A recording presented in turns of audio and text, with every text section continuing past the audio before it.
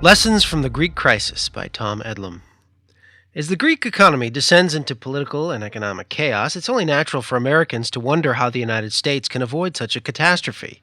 Greece is descending into a debt vortex from borrowing too much and can no longer keep up with domestic demand for social welfare payments. The debt abyss is an economic reality already known to millions of American families who have made risky bets on the housing market just before the economic crash or racked up massive credit card debt. Those families know that the solution to restoring a sustainable and prosperous future is not to keep on spending wantonly, but to make painful lifestyle adjustments that cut spending drastically and begin to pay off the debt. A nation, like a family, that lives above its means for a time must eventually live beneath its means to pay off the debts. Many of those families also know if they continue to try to live beyond their means after they get into economic trouble, creditors charge higher interest rates for additional loans. These loans eventually become unsustainable, and renegotiation of loans or outright default becomes inevitable. This is where Greece is today. Common sense says that Greek politicians should make drastic cuts in spending, at least to the level of balancing the national budget, or perhaps even to the level of a surplus to begin paying off the national debt. But America's liberal economists suggest the reverse course for Greece. Instead, Keynesian economists, such as Princeton University's Paul Krugman, think Greece should go big on government spending. The chairman of the Princeton Economics Department suggested in a March 12th New York Times column that, quote, "What the Greek experience actually shows is that while running deficits in good times can get you into trouble, which is indeed the story for Greece, although not for Spain, trying to eliminate deficits once you're already in trouble is a recipe for depression. These days, austerity-induced depressions are visible all around Europe's periphery. Greece is the worst case, with unemployment soaring to 20%, even as public services, including healthcare, collapse. But Ireland, which has done everything the austerity crowd wanted, is in terrible shape too, with unemployment near 15% and real GDP down by double digits. Portugal and Spain are in similarly dire straits. So are Greece and Ireland victims of their own austerity programs?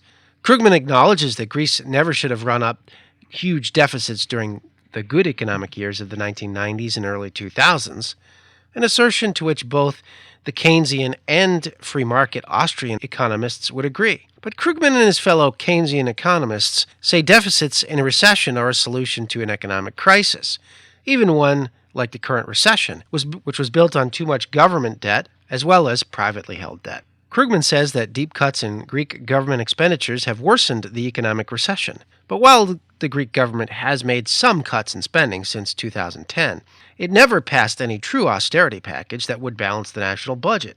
Not even close. The Greek government never even passed a budget plan that would cut their annual deficit in half.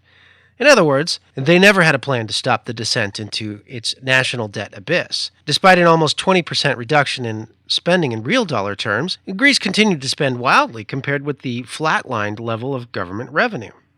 So Greece never passed a true austerity package. All it did was apply the same kind of band-aid that some families did during the last economic crisis. Many families made cuts in spending for luxuries, but didn't have the courage to bring cuts in living style to the level to make their budgets sustainable. In other words, they, for example, cut new credit card charges from $1,000 a month back to $500 per month.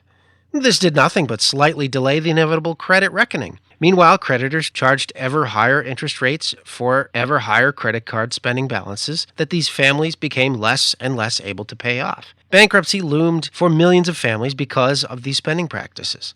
Had those families actually made spending cuts and lived within their means early enough, they would have been able to avoid the higher interest rates, maintain good credit, and avoid bankruptcy. And making those choices earlier also would have made those cuts easier to live with, as compared with later, when high debt and high interest rates ate into much of their cash income. Krugman's idea that Greece should have gone big on spending is impractical.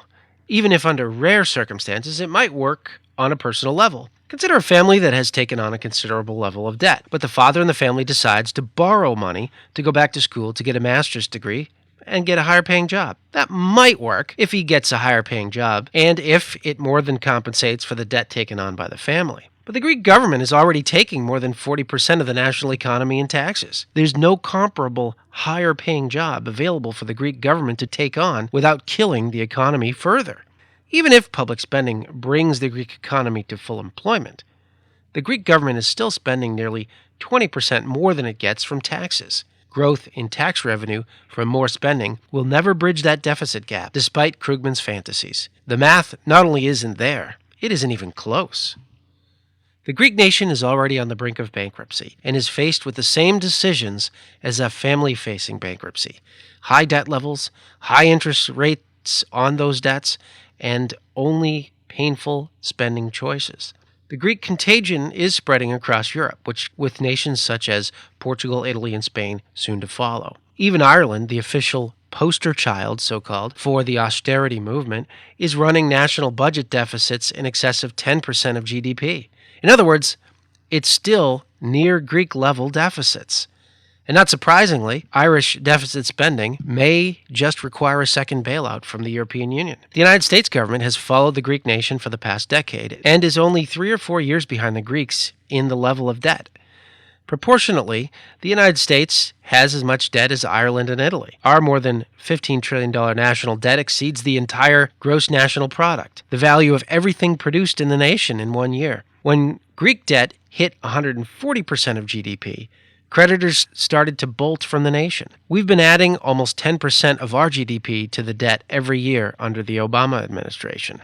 The United States has a choice to make as a nation. We can implement true austerity now and balance our national budget while we can still afford it, or follow the snake oil salesmen of academia who urge us to begin a slippery descent into the economic and political chaos that the Greeks have followed and have found.